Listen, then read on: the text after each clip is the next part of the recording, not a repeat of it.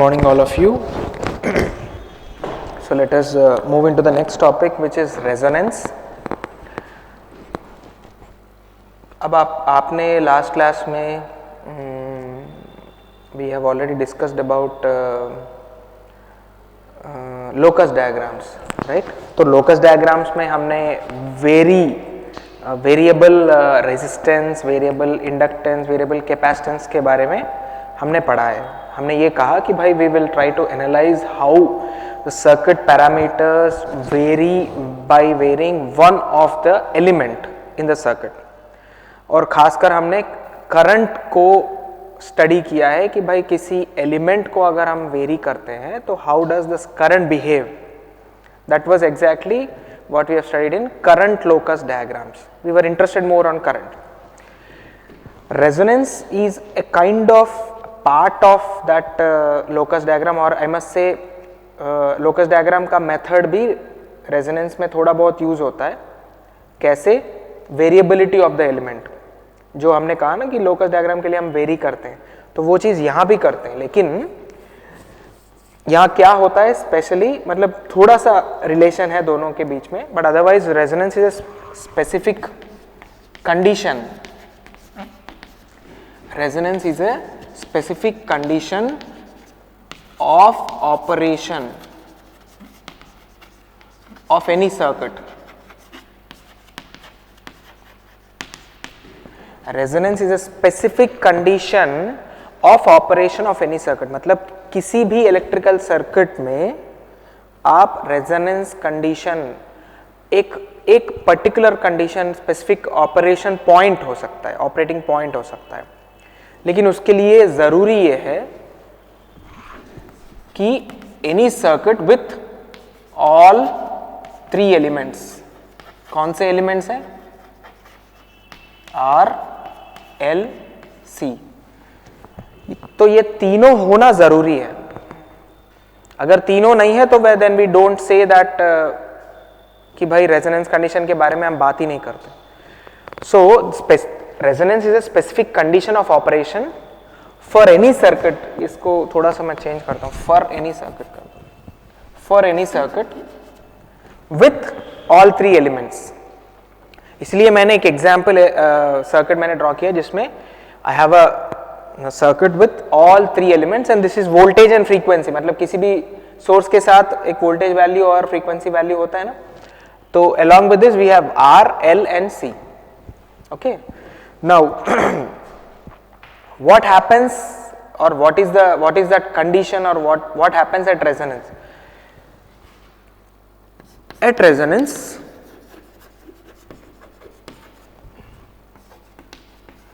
circuits behave purely resistive.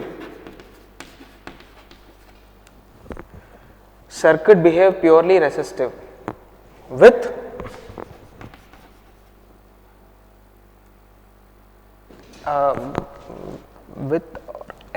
at कर दो, at unity power factor, UPF, unity power factor बोलते हैं इसको. मतलब पावर फैक्टर 1 होता है. So at resonance circuits behave purely resistive at UPF.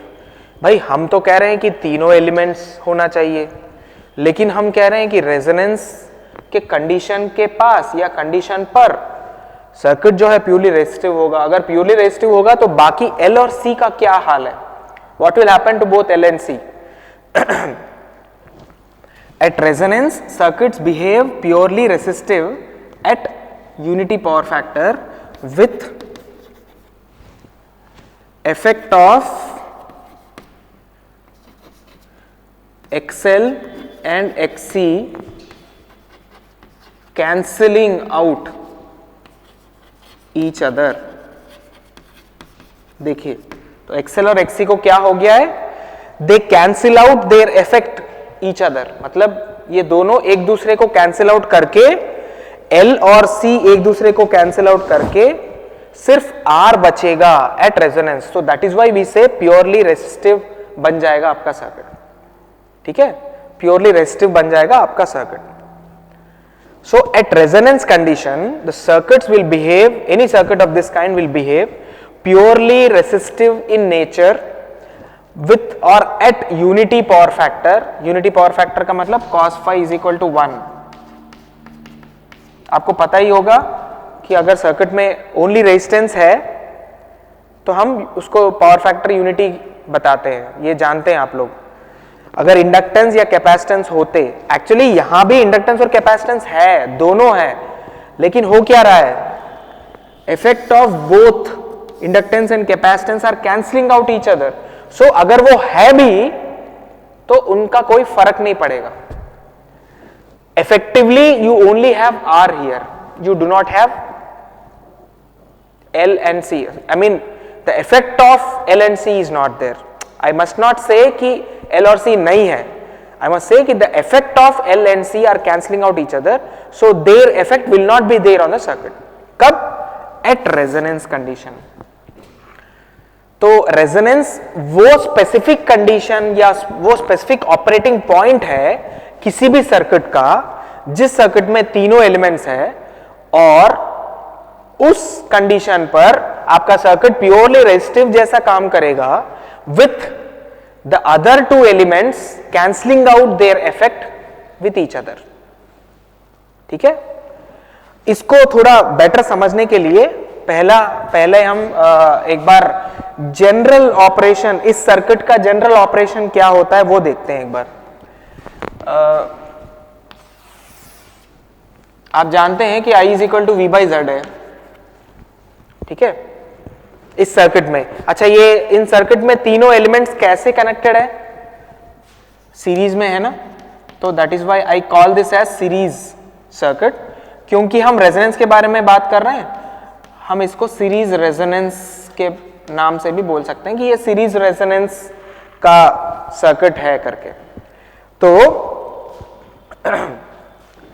I is equal to V/Z इस circuit में सीरीज में है, all three elements will carry same current, and Z is equal to R plus, ये तीनों series में है तो R plus JXL, ये सब लोग जानते हैं, माइनस JXC, ये भी सब लोग जानते हैं. भाई सीरीज में है तो तीनों को ऐड करना है, लेकिन when we talk about phasors और such elements, R plus JXL minus JXC है ना, ये माइनस JXC होता है, ये सब आप जानते ही हैं पहले. तो if this is so then you can write Z is equal to R plus J of XL minus XC. ठीक है, okay. So I is equal to V by R plus J of XL minus XC. Okay, और इस circuit में क्योंकि current तीनों में same है, अगर I कर दूं मैं करंट, तीनों में तो करंट सेम है, लेकिन तीनों में जो वोल्टेजेस है वो अलग अलग होंगे. ये आप जानते ही होंगे, सीरीज में तीनों वोल्टेजेस अलग अलग होते हैं. तो मैंने क्या किया, रेजिस्टेंस के अक्रॉस VR वोल्टेज किया, इंडक्टेंस के अक्रॉस VL, कैपेसिटेंस के अक्रॉस VC, लेकिन करंट तीनों में सेम है. तो अगर मैं तीनों का ऑपरेशन समझने की कोशिश करूं तो रेजिस्टेंस में VR ऐसे रहेगा, I ऐसे रहेगा. ये समझ गए आप लोग, इसमें कोई शक? रेजिस्टेंस का फेजर डायग्राम ऐसे रहेगा. रेजिस्टेंस में क्या होगा, in this resistor the current flowing and the voltage across the resistors will be in phase with each other. ये जानते हैं आप लोग already. Current flowing and voltage across resistor will be in phase in a resistance. So that is what I have shown here. Similarly, एक inductor में अगर ये current है तो इंडक्टर में अगर I करंट फ्लो कर रहा है यहां पर, तो इंडक्टर वोल्टेज और इंडक्टर में फ्लो करने वाला करंट, ये दोनों एक दूसरे के साथ 90 डिग्रीज में होता है. ये भी आप जानते हैं. कौन क्या लीड करेगा, वोल्टेज लीड करेगा. यहां पर आप जानते हैं कि वोल्टेज के पीछे करंट होता है. तो ये मेरा VL है. ठीक है, ये मेरा VL है. Is is okay. Then capacitance की बात अगर आती है, मैं करंट कॉमन है तो मैं करंट को हमेशा यही ले रहा हूं, ऐसे ही हॉरिजॉन्टल ले रहा हूं. इसके रेस्पेक्ट में मैं वोल्टेज को दिखाना चाह रहा हूं।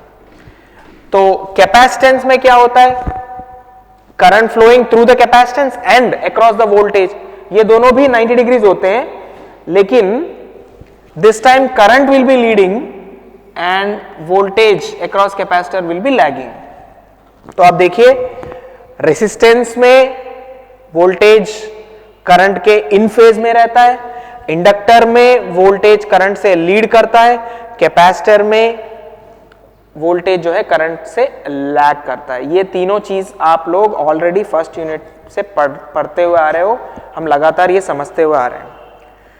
तो ये तीनों का मकसद क्या है कि हम टोटल वोल्टेज जो V है, V is equal to VR phasor plus VL phasor plus VC phasor, ये भी आप जानते हैं सीरीज में है ना। तो अगर मैं इन तीनों का रिजल्टेंट V निकालना चाहूं, एक्सक्यूज मी, अगर मैं इन तीनों का रिजल्टेंट निकालना चाहूं तो पहले तो मैं VR करूंगा phasor, VL phasor, VL phasor कहां है, VL फेजर ऊपर की तरफ है, ये VL करूंगा, और VC फेजर नीचे है, तो ये मैं VC करूंगा, समझ गए। और V जो इन सब का रिजल्टेंट है वो कैसे रहेगा, इसको मैं अगर थोड़ा सा सॉल्व करूं तो मेरा VR रहेगा ऐसे ही, VL और VC ये दोनों क्या करेंगे, एक दूसरे को मतलब ऑपोजिट है, तो इन दोनों का एक रिजल्टेंट आ सकता है ऐसे VL माइनस VC, ठीक है।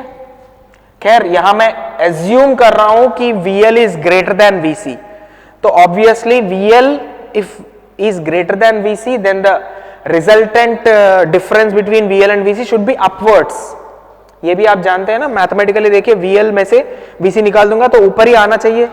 ये आप बोल सकते हो कि सर ये तो मैग्नीट्यूड में बराबर है, तो थोड़ा छोटा कर देते हैं, ठीक है, शायद आपको दिख रहा हो, ये क्लियरली छोटा कर दिया मैंने, ठीक है। तो ये जो छोटा वेक्टर है, फेजर है, ये इन दोनों का रिजल्टेंट है। अब क्योंकि तीन फेजर्स हैं हमारे पास, तो पहले हम इन दोनों का रिजल्टेंट निकाला है, फिर इन दोनों का रिजल्टेंट निकालेंगे, तो ये आपका टोटल V आ गया। So this is normal behaviour of this circuit, normal behaviour, regular behaviour, ठीक है। अब हम रेजोनेंस कंडीशन के लिए हम आते हैं कि रेजोनेंस कंडीशन में हमने ये पढ़ा है कि सर्किट जो है प्योरली रेसिस्टिव बिहेव करेगा। तो अगर प्योरली रेसिस्टिव बिहेव करेगा तो इन दोनों का जो इफेक्ट है वो क्या होना चाहिए, क्या कहते हैं, कैंसिल आउट होना चाहिए। इसका मतलब दोनों का इफेक्ट कैंसिल आउट होने के लिए हमें क्या करना चाहिए, दोनों का इफेक्ट कैंसिल आउट होने के लिए VL must be equal to VC।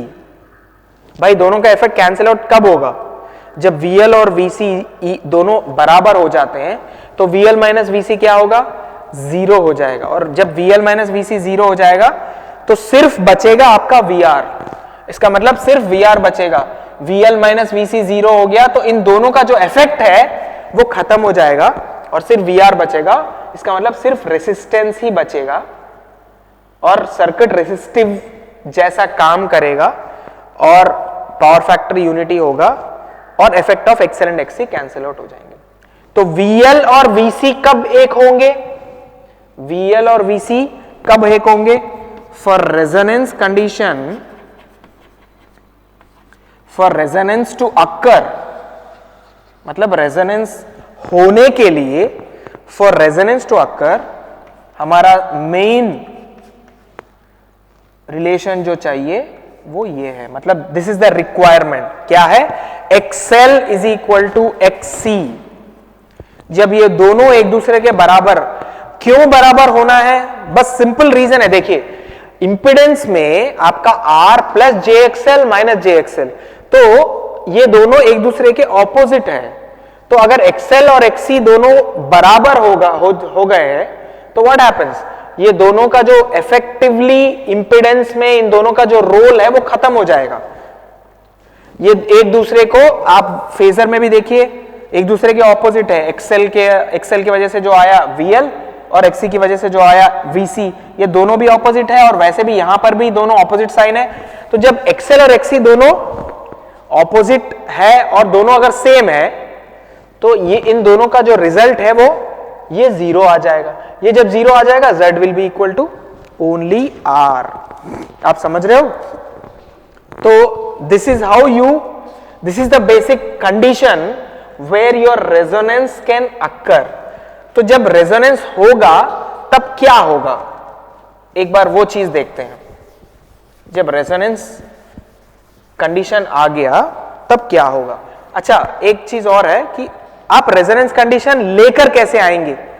भाई हमने कहा कि भाई ऐसा है, ये सर्किट है, RLC है, हमने अभी डिस्कस ये किया है कि XL और XC बराबर होंगे तब रेजोनेंस होगा, लेकिन बराबर कब होंगे या कैसे होंगे। XL और XC बराबर होने के लिए टू व्हाट यू से, to bring this condition in circuit, what you can do is you have two things or two methods, vary XL and XC, vary XL and XC और XL और XC को equal कर दो। मतलब इस condition को लाने के लिए XL और XC दोनों को वेरी करो या किसी एक को वेरी करो। मतलब XC को XL के बराबर लाओ या XL को XC के बराबर लाओ या दोनों को वेरी करते हुए दोनों को एक दूसरे के पास ले आओ। एक ये पॉसिबिलिटी। दूसरा, वेरी फ्रीक्वेंसी ऑफ सर्किट। ये क्या है? फ्रीक्वेंसी करने से कैसे हो जाएगा? आप जानते ही हैं कि XL is equal to omega L, omega is 2 pi FL और XC is equal to 1 by omega C, 1 by 2 pi FC, which means दोनों ही फ्रीक्वेंसी डिपेंडेंट है। तो अगर आपने फ्रीक्वेंसी को चेंज किया है तो ऑब्वियसली दोनों ही चेंज होंगे। तो आप या तो सीधा XL और XC को वेरी करिए या फ्रीक्वेंसी को वेरी करिए। तो इन दोनों मेथड से आप इस कंडीशन को लेकर आ सकते हैं किसी भी सर्किट में, मतलब रेजोनेंस पॉसिबल सर्किट में, मतलब जिसमें तीनों एलिमेंट्स हो। आप समझ रहे हो? तो यू कैन वेरी XL और XC और XL एंड XC, ठीक है। And simply you can also very frequency by which you very the XL and XC। This is okay.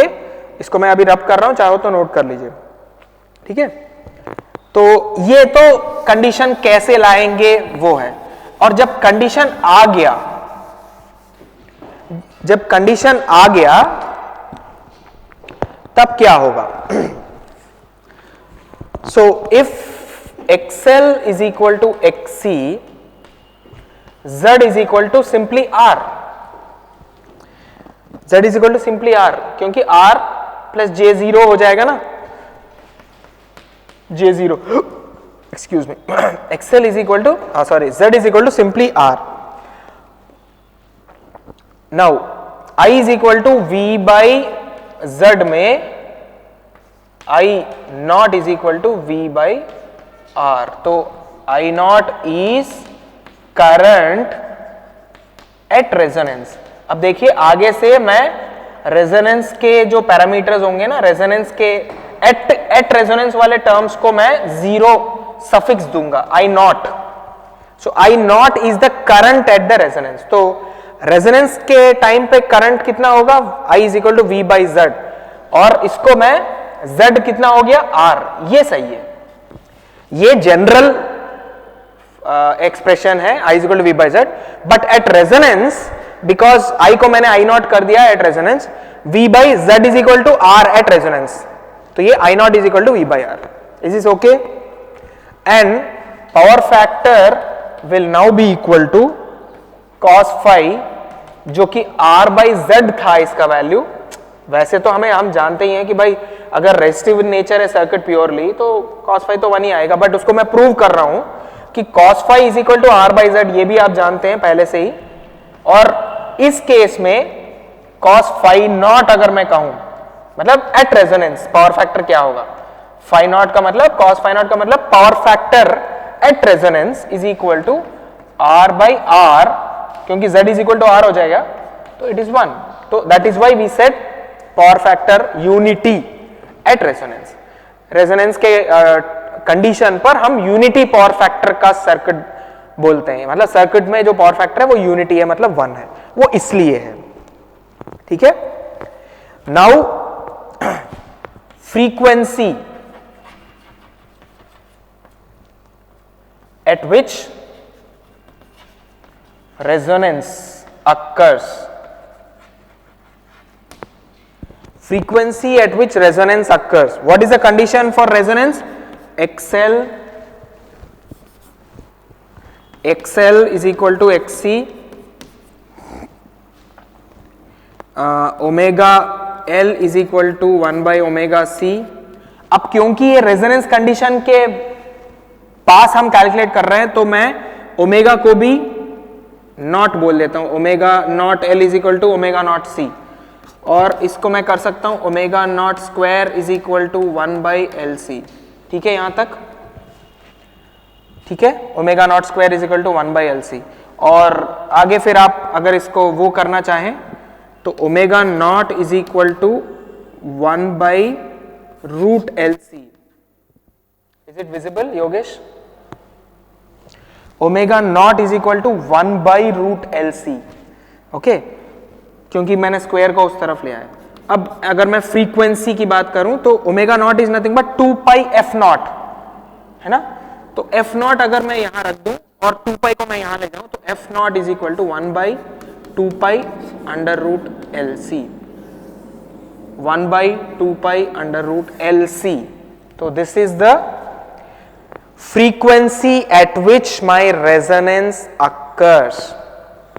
So this is called as resonant frequency. Please remember this is called as resonant frequency. और ये खासकर series में, series resonance की बात हम कर रहे हैं क्योंकि all three elements are in series. Okay, so this is the resonant frequency. F naught is equal to 1 by 2 pi under root LC. Okay, is this okay? So resonance condition में आपका वो क्या आ जाएगा, फेजर डायग्राम. रेजोनेंस कंडीशन में phasor diagram क्या आ जाएगा? Resonance condition में मैं फेजर डायग्राम को यहीं पर दिखा दूंगा, ऑलरेडी हमने बना लिया है, मतलब जो बना हुआ है उसी में मैं दिखाता हूं. देखिए फेजर डायग्राम में एट रेजोनेंस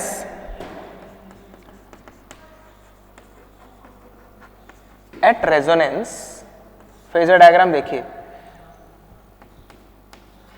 बस वी आर ऐसे रहेगा जो कि वी के बराबर हो जाएगा, क्योंकि at resonance V is equal to V R. Simply ये दोनों क्या हो जाएंगे, ये दोनों एक दूसरे के ऑपोजिट रहेंगे. देखिए फेजर में भी पता चल रहा है, और ये दोनों एक दूसरे के ऑपोजिट और इक्वल हो जाएंगे, क्योंकि at resonance XL is equal to XC और उसकी वजह से VL will be also equal to VC. ठीक है, क्योंकि आप पूछ सकते हैं सर ऐसा क्यों होता है दोनों सेम. भाई VL is equal to IXL ये जानते हैं आप लोग, VC is equal to IXC ये भी जानते हैं आप लोग, है ना. तो I तो दो वैसे ही दोनों में सेम है, I तो वैसे ही जनरली दोनों में सेम है क्योंकि दोनों सीरीज में है. और रेजोनेंस कंडीशन में क्या हो रहा है, XL और XC भी सेम हो रहा है.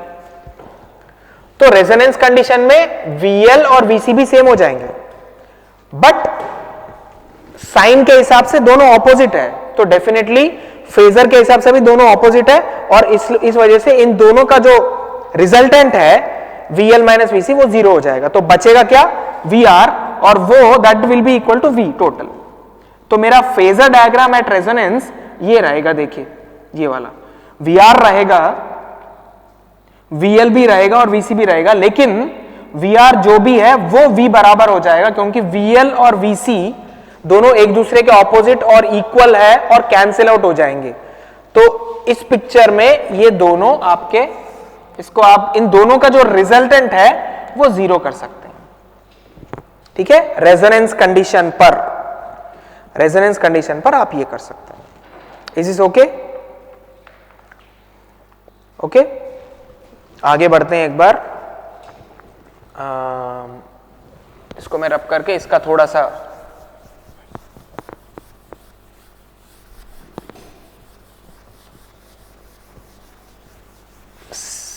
सीरीज में ही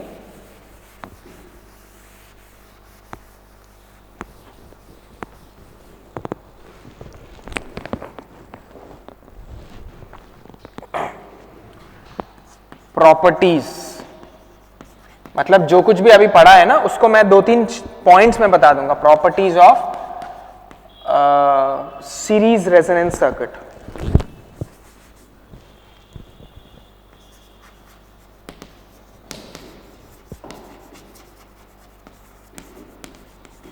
किसी किसी बुक में RLC सीरीज रेजोनेंस सर्किट बोलते हैं, बट जब हम रेजोनेंस की बात कर ही रहे हैं तो ऑटोमेटिकली उसमें RLC होना चाहिए, तो मैं इसलिए स्पेसिफिकली RLC सर्किट करके नहीं लिख रहा हूं। ठीक है, आप चाहो तो लिख सकते हैं, बट ये समझ में आना चाहिए आप लोगों को कि जब मैं रेजोनेंस की बात कर ही रहा हूं इसका मतलब उसमें RLC तीनों है ही ऑलरेडी।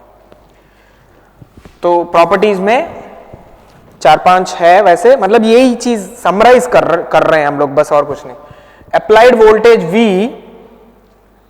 एंड I, जो रिजल्टेंट करंट है V and I in the circuit are in face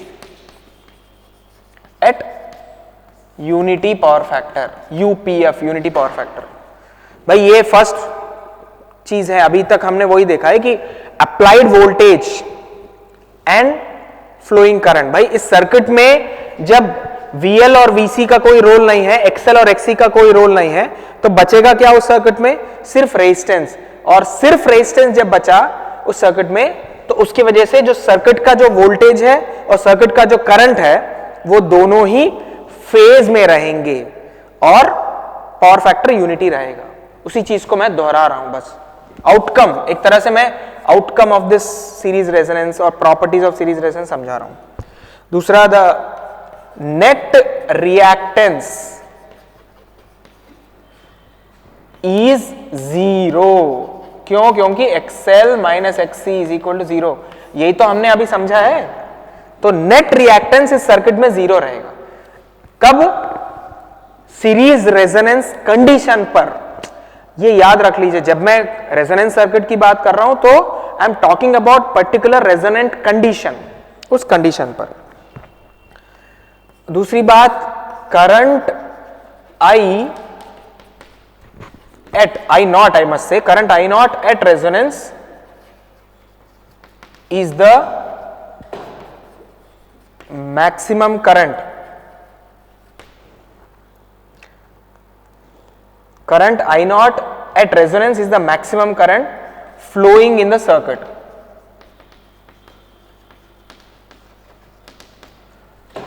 अच्छा, इसको समझिए एक बार, क्या मतलब है इसका मैक्सिमम करंट का? क्या मतलब है मैक्सिमम करंट का? मतलब है कि भाई रेजोनेंट कंडीशन कैसे आएगा? आप किसी भी सर्किट को कनेक्ट करके रेजोनेंस नहीं ला सकते सीधा सीधा एक रेजोनेंट सर्किट को नहीं बना सकते आप।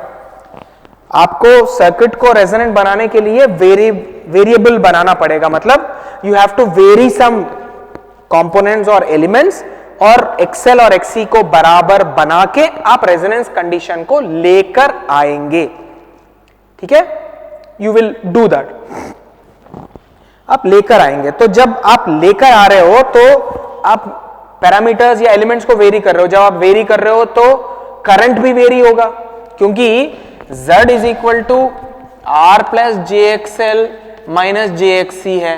तो आप XL और XC को वेरी जब कर रहे हो, XL और XC को वेरी कर रहे हो, तो Z भी वेरी हो रहा है, और जब Z वेरी हो रहा है तो I is equal to V by Z। भाई V तो आपका सप्लाई वोल्टेज है, कांस्टेंट रख लिया मान लीजिए, लेकिन Z तो वेरी हो रहा है तो I भी तो वेरी होगा। तो करंट वेरिएबल होगा आपके सर्किट में जब आप वेरी करते रहोगे। लेकिन रेजोनेंस कंडीशन पर जब आप पहुंच जाओगे तो उस वेरिएबल करंट जो भी है ना I, वो अपना मैक्सिमम पॉइंट पर पहुंच जाएगा। क्यों? क्योंकि सिंपल लॉजिक है, जब आपका XL और XC को आप वेरी करते करते XL और XC को अगर दोनों को बराबर कर दिया तो दोनों का इफेक्ट 0 हो गया, तो Z will be equal to, you can say Z naught at resonance will be equal to R। इसका मतलब पहले जो Z था वो R plus JXL minus JXC था, अब जो Z नॉट है वो R है। इसमें कौन सा बड़ा Z है बताओ? ये हमेशा ज्यादा Z होगा. This is higher than this value obviously, है ना, because there is some addition to it, otherwise this is the lower value and this is the lowest impedance possible in the circuit. जब इन दोनों का effect 0 हो गया तो impedance is minimum, impedance is minimum, Z is minimum. ठीक है, impedance is minimum and so the current I not is maximum. ठीक है, अदरवाइज आप अगर इन दोनों का इफेक्ट को 0 नहीं किया तो इसका कोई वैल्यू रहेगा और उस वैल्यू के हिसाब से ये टोटल Z जो है इस Z is equal to R से थोड़ा ऊपर ही रहेगा. इसका मतलब इससे ज्यादा इंपिडेंस रहेगा. अगर ज्यादा इंपिडेंस रहेगा तो करंट इस कंडीशन से कम रहेगा. So what I mean to say is, एक तरह से करंट का जो वैल्यू है वो ऐसे रहेगा. देखिए, अगर फ्रीक्वेंसी से मैं करूं तो ये F0 है. F0 मतलब रेजोनेंट फ्रीक्वेंसी. रेजोनेंट फ्रीक्वेंसी के पास आपका करंट मैक्सिमम रहेगा. उससे पहले या उसके बाद जब भी होगा, ठीक है, उससे पहले या उसके बाद जब भी होगा कम, तो ये XL लेस देन XC और XL ग्रेटर देन XC, ये दोनों कंडीशंस है. देखिए मैं क्या कर रहा हूं, XL is less than XC और XL इक्वल टू XC हो जाएगा यहां पर. This is the point where XL is equal to XC और XL ग्रेटर देन XC. तो ये 3 एरियाज हैं, मतलब 3 में ये पूरा एक एरिया है, ये पूरा एक एरिया, बीच वाला एक पर्टिकुलर स्पेसिफिक पॉइंट है. तो ये पॉइंट आपका रेजोनेंट कंडीशन है. तो इस पॉइंट पर XL is equal to XC और ये आपका मैक्सिमम करंट वाला पॉइंट होगा. क्यों? क्योंकि उस समय आपका इंपिडेंस बिल्कुल ही मिनिमम रहेगा. ठीक है, और अगर मैं इंपिडेंस का भी डायग्राम यहां पर ड्रॉ करके दिखाना चाहूं तो इंपिडेंस करंट के एग्जैक्टली ऑपोजिट रहेगा. इंपिडेंस ऐसे रहेगा, देखिए इन्वर्टेड V टाइप का, कि ये मेरा इंपिडेंस रहेगा Z, ये मेरा I का कर्व है, सॉरी रिवर्स वाला जो है Z का होगा और Z का होगा और सही वाला जो है ये I का होगा. समझ गए? क्योंकि जब Z मिनिमम होगा तब I मैक्सिमम होगा. ठीक है, आप पूछ सकते हैं कि सर इस तरफ XL लेस देन XC क्यों लिया और इस तरफ XL ग्रेटर देन XC क्यों लिया? क्योंकि frequency XL is directly proportional to frequency और XC is inversely proportional to frequency. तो जब फ्रीक्वेंसी कम होगा तो XL ऑब्वियसली कम होगा और XC ऑब्वियसली ज्यादा होगा, क्योंकि जब कम फ्रीक्वेंसीज पर डिनोमिनेटर कम है तो XC ज्यादा है. तो ये कंडीशन क्या है? XC ज्यादा वाला कंडीशन है. आप चाहो तो थोड़ा बेटर समझाने के लिए मैं ये समझा दूंगा यहां पर. अच्छा, ये मेरे लिखने में शायद आपको समझ में नहीं आ रहा हो. फ्रीक्वेंसी जब कम है, फ्रीक्वेंसी कम है तो XC ज्यादा है, तो यहां पर XC is greater then XL. ठीक है, ठीक से देख लीजिए. और जब फ्रीक्वेंसी ज्यादा हो रहा है, फ्रीक्वेंसी जब ज्यादा हो रहा है तो XC जो है कम हो जाएगा और XL बढ़ेगा. तो ऐसे पॉइंट तब आएगा जब XL is greater than XC और इन दोनों के बीच में एक ऐसा पॉइंट आएगा जब दोनों बिल्कुल, मतलब XC ऊपर है, XL नीचे है, तो हम जब वेरी कर रहे हैं तो ये दोनों एक दूसरे के ऐसा आएंगे. फ्रीक्वेंसी बढ़ाएंगे तो फ्रीक्वेंसी बढ़ाते बढ़ाते XC जो सबसे ऊपर वाला है वो कम होता जाएगा, XL जो नीचे वाला है वो ज्यादा होता जाएगा और एक बीच में ऐसा पॉइंट आएगा जब दोनों बराबर हो जाएंगे. और मैं फ्रीक्वेंसी बढ़ाऊंगा तो अब XL ज्यादा हो जाएगा और XC और कम होता जाएगा. तो that is what I am showing here. ठीक है, this is very easy to understand, very simple to understand. So this is why you say current I naught is the at resonance is the maximum current flowing in the circuit. तो किसी भी condition आप उस circuit का current अगर आप major करोगे तो रेजोनेंस कंडीशन पर जो करंट फ्लो करेगा वो सबसे ज्यादा करंट होगा, और सिमिलरली उस समय सबसे मिनिमम इंपेडेंस भी मिलेगा आपको, ठीक है, वो है वो। तो मैंने तो नेक्स्ट पॉइंट यही चीज है कि भाई at resonance Z0 is minimum, ठीक है। और लास्ट पॉइंट ये है कि resonant frequency F0 is equal to 1/2π√LC। ये सारे आपके 3-4 इंपॉर्टेंट समरी पॉइंट्स है सीरीज रेजोनेंस का, ठीक है, ठीक है। अब इसी क्या कहते हैं, इसी डायग्राम से या यहां पर थोड़ा बड़ा बना देता हूं इस डायग्राम को।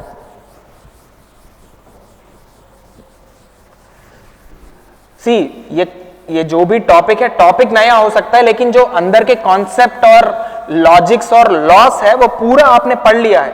सो there is nothing new that you are studying, okay, you know all these before but you are just putting them together and trying to understand one concept called as resonance, ठीक है। जो अंदर हो रहे हैं ये सब चीजें आप जानते हैं पहले से ही, जानने का मतलब the logics and laws behind them you already know, okay। so अगर मैं इनका वो बना दूं, फिलहाल मैं Z नहीं बना रहा हूं, I am just trying to show only current. I max मतलब I max का मतलब है मैक्सिमम करंट इसी पॉइंट पे आएगा जब मेरा F0 की फ्रीक्वेंसी होगी। यहां पर मेरा XC is greater then XL, ये फिर क्लियरली दिख रहा होगा आप लोगों को। इस तरफ XL is greater than XC, ठीक है। अब ऐसा यहां पर क्या है कि फ्रीक्वेंसी जब आप 0 से लेके इनफाइनाइट तक आप चेंज करेंगे ना, ये फ्रीक्वेंसी का एक्सेस है। अगर ये 0 है, इसको मान लो आप इनफाइनाइट या कुछ हाई फ्रीक्वेंसी तक वेरी करेंगे तब जाके ये कर्व आएगा, ठीक है। लेकिन इस बीच में एक ऐसे पॉइंट्स आएंगे, 2 पॉइंट्स, जब आपका अगर ये I max और इसको मैं I0 कर दूं और बेटर है वैसे। I0 is the current at resonance and obviously I0 is equal to I max. I0 is equal to I max, इसमें कोई शक नहीं है क्योंकि I max का मतलब मैक्सिमम करंट ही है करंट एट रेजोनेंस, इसीलिए मैंने उसको दिखा दिया।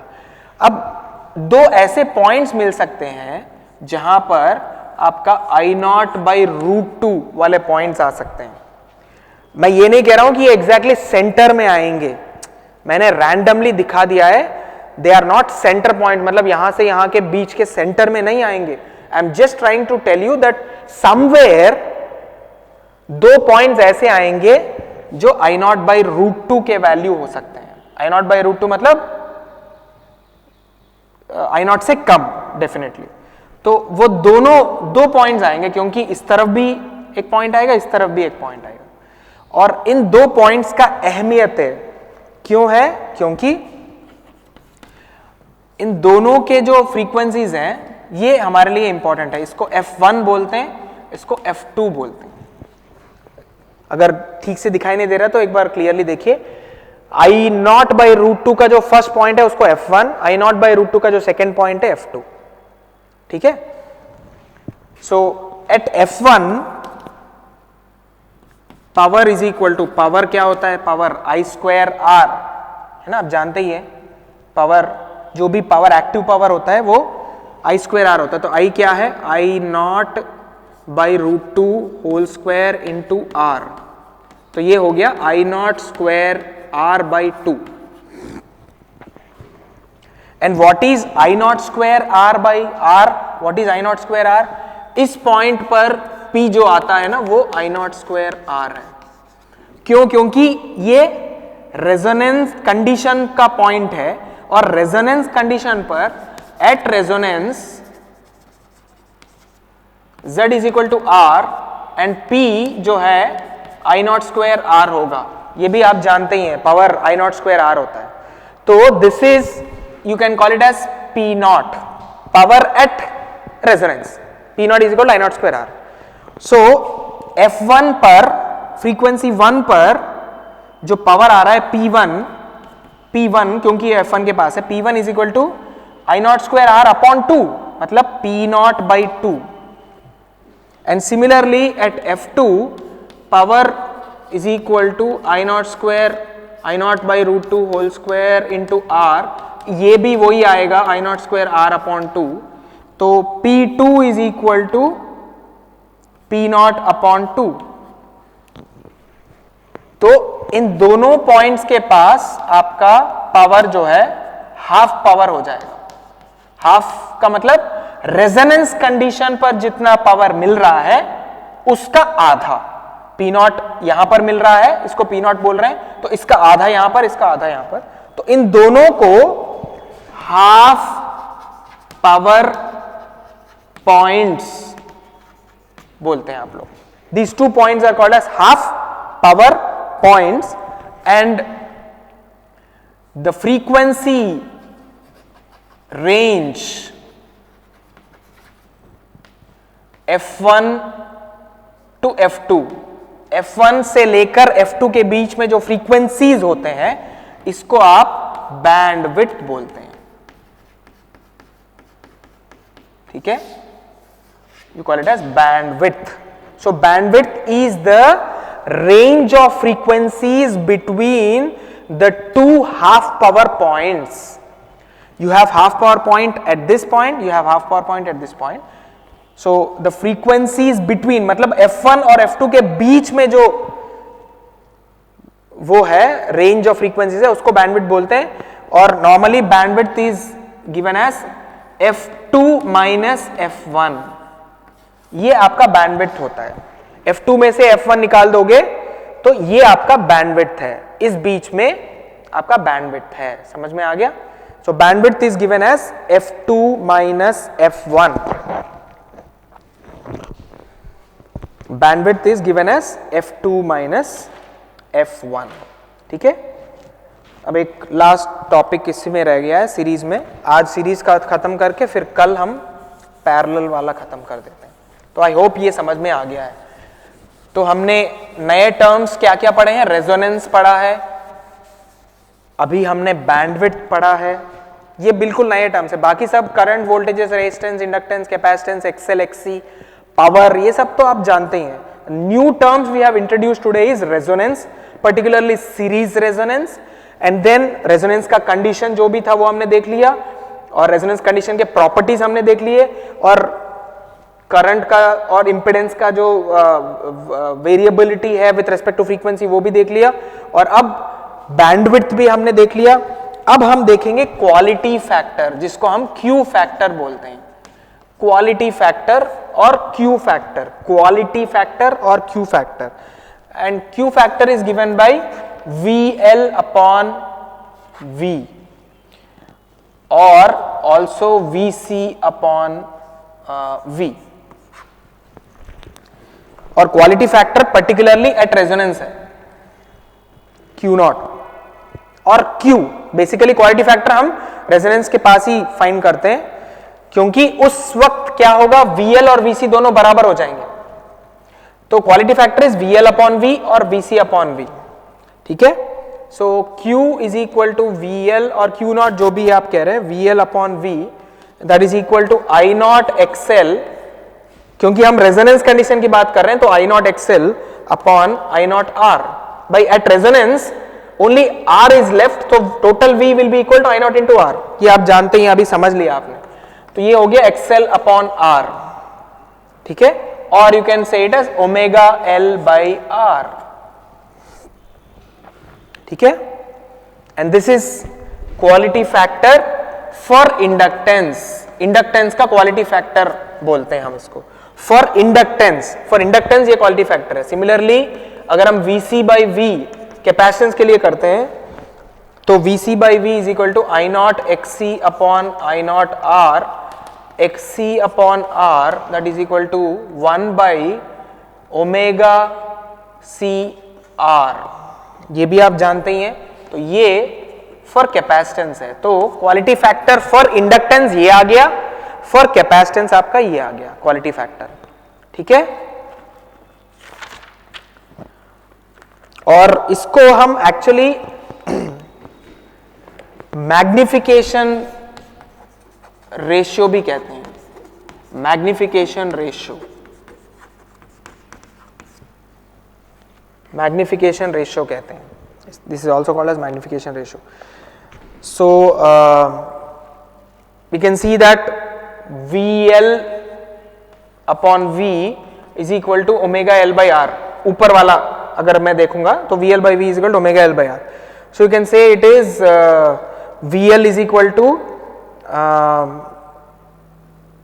Omega naught L by R into V. ये तो हुआ. हाँ, तो what I should do is VL is equal to ये होगा. तो VL is equal to omega naught L by R into V. मतलब इंडक्टेंस के अक्रॉस जो वोल्टेज आता है वो supply voltage into some factor, और ये फैक्टर क्या है? Omega naught L by R, quality factor. समझ रहे हो? VL is equal to Q into V. ये है, मैं कह रहा था मैग्निफिकेशन रेशियो. मैं इसलिए कह रहा था क्योंकि मैग्निफिकेशन का मतलब क्या है? बड़ा करना. तो VL जो इंडक्टर का वोल्टेज है वो सप्लाई वोल्टेज से कुछ गुना बड़ा हो जाएगा Q. इसलिए हम इसको मैग्निफिकेशन रेशियो भी बोलते हैं Q को. ठीक है. सिमिलरली आपका जो VC है, अगर मैं दिखा नहीं रहा हूं, बट VC को भी आप ऐसे ले सकते हैं, Q इंटू V बन जाएगा. और यहां पर Q क्या होगा? कैपेसिटर के लिए ये वाला हो जाएगा 1 बाई ओमेगा CR, वो Q हो जाएगा. ठीक है. बस. सो हमने एक और नया टर्म यहां पर फाइंड किया है, दैट इज क्वालिटी फैक्टर और magnification ratio. So resonance, series resonance, and then resonance condition, properties of resonance condition, and then bandwidth, half power points, and then quality factor, magnification ratio. तो ये चीजें हमने resonance में पढ़ा है, खासकर series resonance में. सिमिलरली हम पैरेलल रेजोनेंस भी हम अगले क्लास में पढ़ेंगे. Okay okay. Be prepared. अगले हफ्ते आपका मैं कुछ टेस्ट लूंगा, शायद मैंने आपको बताया है. अभी आपका क्लास हुआ था? नहीं, आपका क्लास नहीं हुआ था ना इस हफ्ते में. तो बी प्रिपेयर्ड. अगले हफ्ते मतलब फ्रॉम 10th और 9th ऑनवर्ड्स, 9th से जो वीक आएगा उस वीक में आपको इंटीमेशन आ जाएगा, क्योंकि मैं जब, आप लोग जानते ही हैं कि हम Moodle DIFOE.org पे कर रहे हैं, तो उस पे मैं जब भी पेपर बनाऊंगा तो आपको मैसेज तो आ ही जाएगा कि भाई इस दिन इस टाइम में पेपर होगा जो भी. तो उसके लिए बस प्रिपेयर होके रहिए. एक टेस्ट हमारा हो चुका था ECM में, तो अब सेकेंड यूनिट के लिए बनाइए, अपना तैयारी करिए. फर्स्ट यूनिट के लिए एक हो गया, सेकेंड यूनिट के लिए तैयारी करिए. ठीक है. Okay, thank you.